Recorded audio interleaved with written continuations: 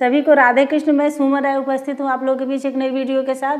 आज का टॉपिक है कि कोई बार बार आपको धोखा दे तो क्या करें। धोखा हमें कोई तभी दे पाता है जब हम खुद से ज़्यादा उस पर विश्वास करते हैं या खुद से ज़्यादा उस पर भरोसा करते हैं या हमें उसके धोखे का अंदेशा है, पता है कि वो हमें धोखा दे रहा है, लेकिन हम कहीं ना कहीं उसको खोने देना नहीं चाहते हैं, इसलिए भी हम उस पर विश्वास करते हैं, उसके धोखे को हम इग्नोर कर देते हैं। तो इससे पहले कि मैं आगे बढ़ूं, अगर चैनल पे पहली बार आए होंगे तो चैनल को सब्सक्राइब कर लीजिएगा और ये बेल आइकन को भी प्रेस कर लीजिएगा ताकि जब भी मैं वीडियो डालूँ तो आपको नोटिफिकेशन मिल जाए और आप देख पाएँ। तो देखिए, हर धोखा देने वाला यही सोचता है कि हमारी चालाकियाँ इसे समझ में नहीं आती है, चलो इसे बेवकूफ़ बनाए रखो और अपना उल्लू सीधा करते रहो।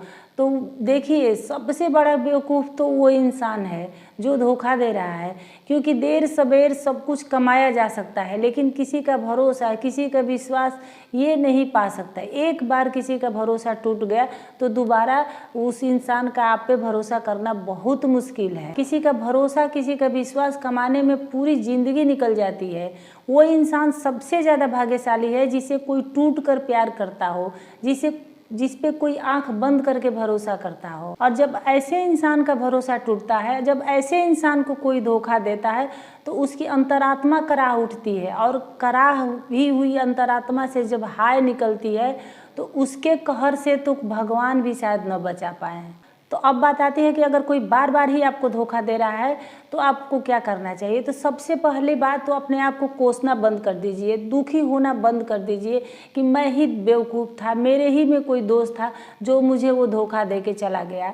तो देखिए, आप बेवकूफ़ नहीं थे, आप ईश्वर द्वारा बनाए हुए एकदम प्योर शुद्ध आत्मा थे आप, जिसे ईश्वर ने काफ़ी ध्यान से और किसी बड़े मकसद के लिए बनाया है, और इन छोटे छोटे चिंदियों को आपके जीवन में ला करके आपको मजबूत बना रहे हैं वो। और आप अकेले सताए इंसान नहीं हो। अगर चीटरों की अधिकता है तो सच्चे इंसान की भी कोई कमी नहीं है दुनिया में। दूसरी बात कि आप अपने आप को झूठ मूठ की तसल्ली मत दीजिए कि नहीं मैं ठीक हूँ, मुझे कोई फर्क नहीं पड़ता।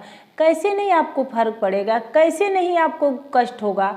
आपका दिल टूटा है, आपका भरोसा टूटा है, तो फर्क तो आपको पड़ेगा ही, और आपको फर्क पड़ना चाहिए, तभी आप सतर्क रह पाएंगे, ताकि ऐसे अरे गहरे फिर आपके जीवन में, फिर आपके लाइफ में एंट्री न ले सकें, आपको धोखा न दे सकें। तीसरी बात कि हर धोखा खाया हुआ इंसान बिल्कुल अंदर से बौखला जाता है, उसके अंदर एंगर इशू आ जाता है, तो और बदला लेने के लिए सोचने लगता है। तो देखिए, मैं आपको ये नहीं कहूँगी कि आप बिल्कुल शांत रहिए और उसे बिल्कुल आशीर्वाद दीजिए कि तुम फलो फूलो, मुझे धोखा दिए हो, क्योंकि भगवान भी दुष्टों को छोड़ते नहीं है। बस वो सही नीति और सही समय का इंतजार करते हैं। वो पापियों से और ज़्यादा पाप करवाते हैं ताकि वो खुद ही खुद के जाल में फंस करके उनके सामने आ जाए, ताकि उनको ढूंढने की भी जरूरत ना पड़े। तो आपको भी अपने एंगर को, अपने क्रोध को पालना है और सही समय और सही नीति का चुनाव करना है। तो फिर देखना, जो वो छुप कर आप पे वार कर रहा था वो आपके आमने सामने होगा। चौथी बात कि आपको ये भी एनालाइज करना है कि आपको धोखा किसने दिया है। क्या वो आपका फैमिली मेम्बर है,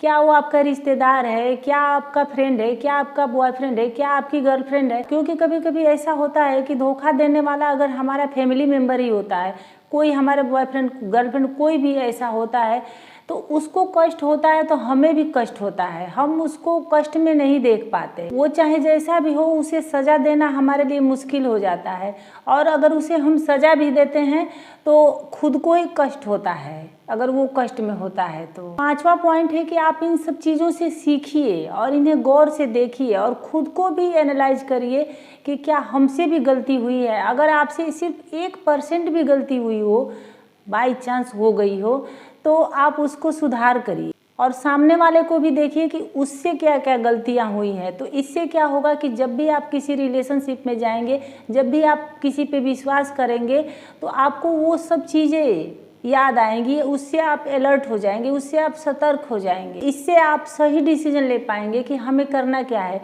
सामने वाले की कौन सी गलती को इग्नोर करना है और किस गलती को बिल्कुल भी, चाहे जो भी हालत हो, उसको बिल्कुल भी इग्नोर नहीं करना है। और सबसे लास्ट पॉइंट है कि आप हर चीज़ किताबों से नहीं सीख सकते। किताबी ज्ञान तो सिर्फ जॉब दिलाने के काम आती है, लेकिन जो व्यवहारिक ज्ञान है, जो असल ज़िंदगी में, रियल लाइफ में सब चल रहा है, वो हमें तजुर्बा देती है और उससे हम अपनी लाइफ को, उससे हम सीखते हुए अपनी लाइफ को मुकम्मल बनाते हैं।